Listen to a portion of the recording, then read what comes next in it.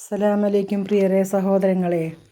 ലാ ഇലാഹ ഇല്ലാ അൻത സുബ്ഹാനക ഇന്നി കുൻതു മിനൽ ളാലിമീൻ.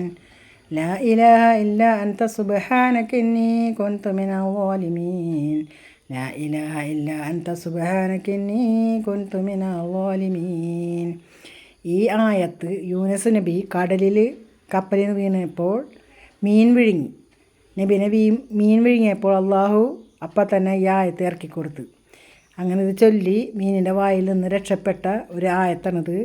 യൂനുസ് നബി കടലിൽ വീണപ്പോൾ. അപ്പോൾ എല്ലാവരും ഇത് ചെല്ലുക. അതേപോലെ തന്നെ നമുക്ക് യാത്രയിൽ സുന്നത്ത് നിസ്കരിച്ച് നമ്മൾ യാത്ര പോലെ അപ്പോൾ യാത്രയിൽ സുന്നത്ത് നിസ്കരിച്ചിട്ട് 2 റക്അത്ത് നിസ്കരിച്ച് ഈ 101 ലാ ഇലാഹ ഇല്ലാ അൻത സുബ്ഹാനക ഇന്നി കുൻതു മിനൽ ളാലിമീൻ എന്ന് ചൊല്ലുക.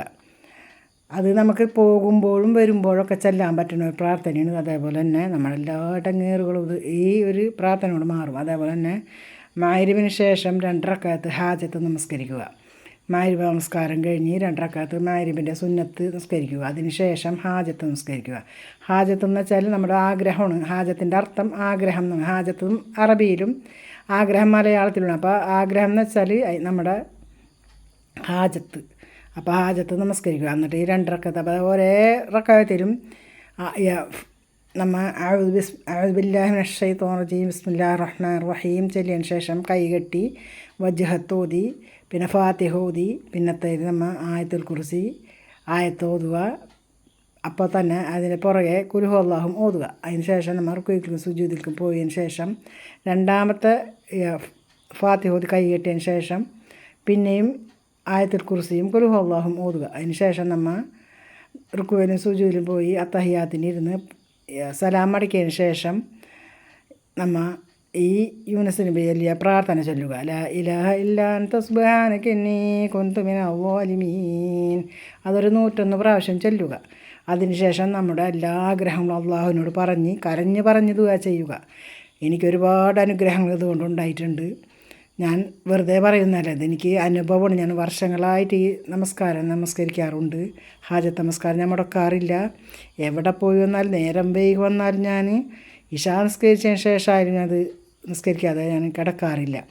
അപ്പോൾ ഈ ഒരു പ്രാർത്ഥനയും ചൊല്ലുക 101 പ്രാവശ്യം. ദിവസേന ചൊല്ലിയാൽ ഏറ്റവും നല്ല. നമുക്ക് യാത്രയിൽ പോകുമ്പം ചെല്ലാം, തിരിച്ച് വരുന്ന വഴിക്കും ചെല്ലാം, യാത്രയിൽ സുന്നത്ത് നമസ്കാരത്തിന് ശേഷം ചെല്ലാം. എപ്പോഴും ചെല്ലാൻ പറ്റിയൊരു പ്രാർത്ഥന ഇത്.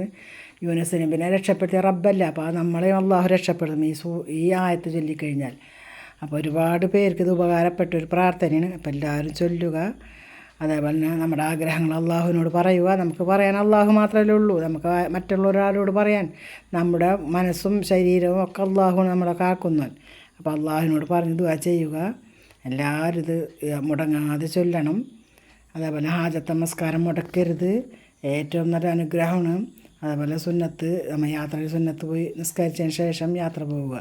അപ്പോഴും ഇത് ചെല്ലുക. വണ്ടിയിലിരുന്നായാലും ബസ്സിലായാലും കാറിലായാലും ഒക്കെ ചെല്ലുക. അപ്പോൾ എല്ലാവർക്കും നല്ലത് വരുത്തട്ടെ. നമ്മളെല്ലാ ആഗ്രഹങ്ങളും അള്ളാഹു നിറവേറ്റി തരട്ടെ. നമ്മളെല്ലാ മഹാരോഗങ്ങളും അള്ളാഹു മാറ്റി തരട്ടെ. അസ്സലാമു അലൈക്കും വറഹ്മത്തുള്ളാഹി വബറകാതുഹു.